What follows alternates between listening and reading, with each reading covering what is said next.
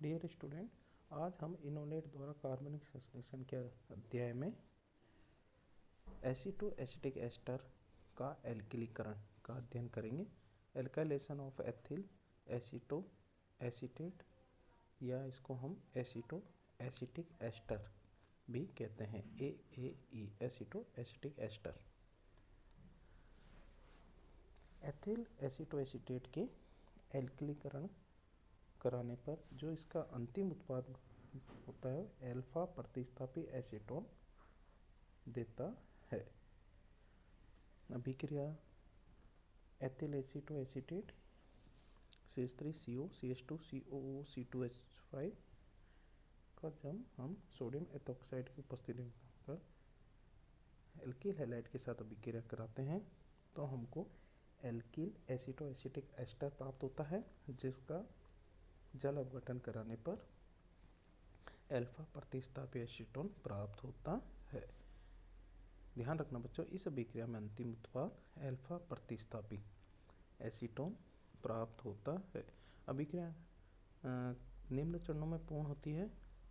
तो इस अभिक्रिया में 4 स्टेप होती है। फर्स्ट वाली है सोडियम लवणों का निर्माण। जब एथिल एसिटो एसीटेट को सोडियम एथोक्साइड के साथ गर्म किया जाता है C2H5ONA, तो मेथिलीन समूह का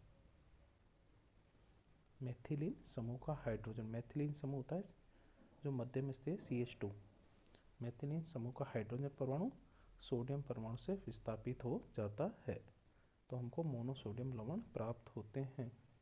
सेकेंड स्टेप है सोडियम लवण का एल्किलीकरण।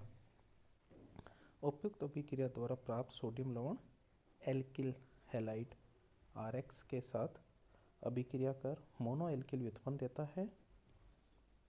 इस प्रकार एसिल हैलाइड से अभिक्रिया कर मोनो एसिल व्युत्पन्न प्राप्त किए जाते हैं। थर्ड स्टेप है अम्लीय जल अपघटन।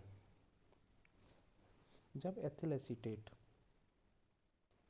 अथवा इसका व्युत्पन्न को एल्कोहलिक KOH के साथ गर्म करते हैं तो मुख्य उत्पाद के रूप में अम्ल प्राप्त होते हैं। बच्चों ध्यान रखना, इस अपघटन में जल के 2 अणुओं का उपयोग किया जाता है। तो जल के 2 अणुओं का उपयोग करने पर हमको अम्ल प्राप्त होता है।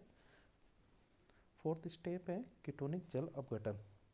जब एथिल एसीटेट अथवा इसके व्युत्पन्न को तनु अम्ल तथा क्षार की उपस्थिति में गर्म करते हैं तो कीटोन प्राप्त होते हैं।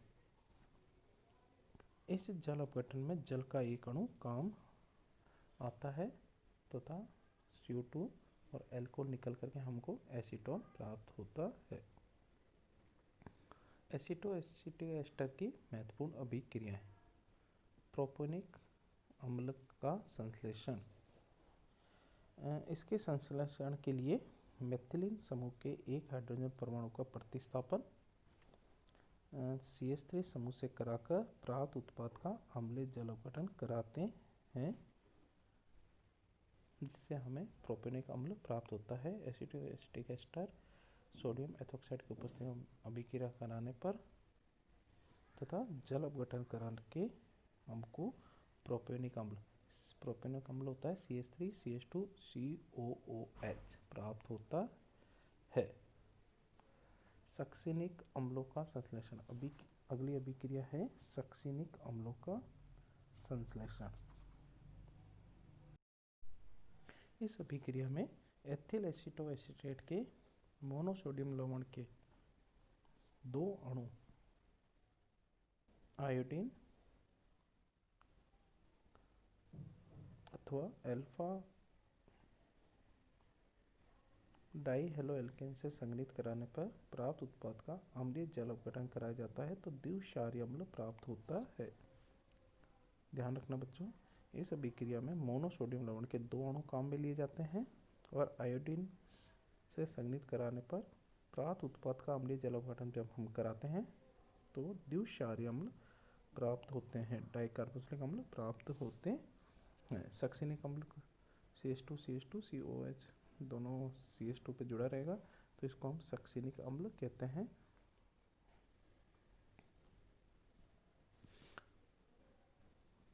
अगली अभिक्रिया है कीटोनिक अम्लों का संश्लेषण।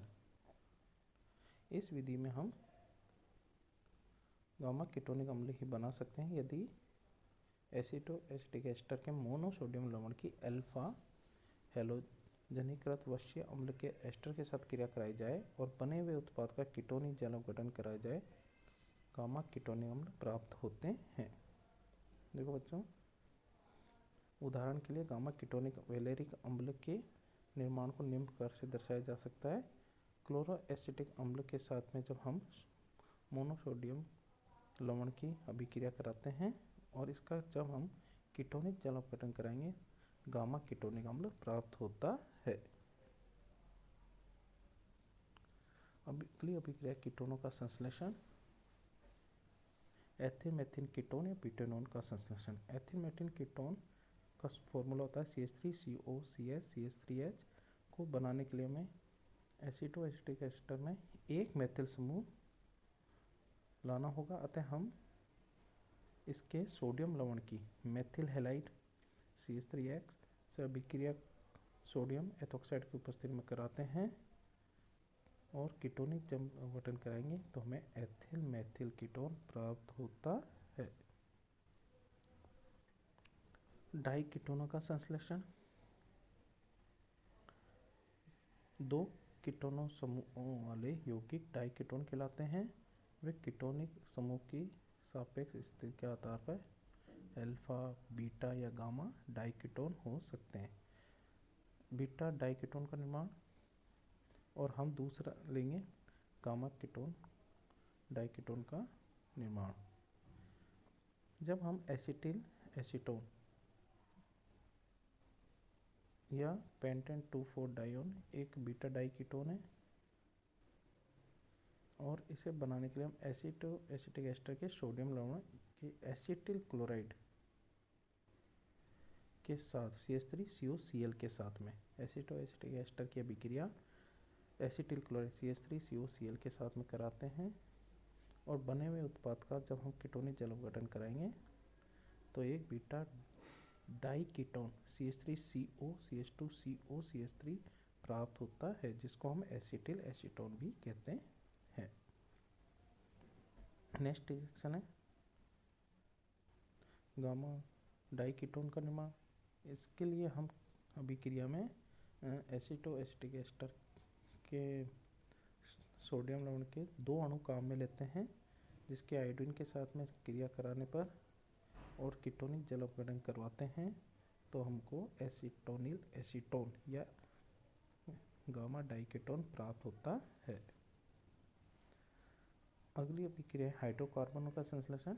एसिटोएसिटिक एस्टर अथवा इसके एल्केन व्युत्पन्नों का जब हम पूर्ण विद्युत अपचयन करवाया जाता है तो एल्केनें बनती हैं। उदाहरण है CH3COCH2COOC2H5।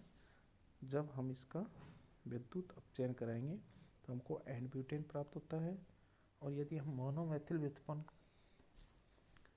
का अपचयन कराएंगे तो आइसोपेंटेन 2 मेथिल ब्यूटेन और एथेनॉल प्राप्त होता है और यदि हम डाई मेथिल व्युत्पन्न का अपचयन कराएंगे तो हमें नियोहेक्सेन प्राप्त होता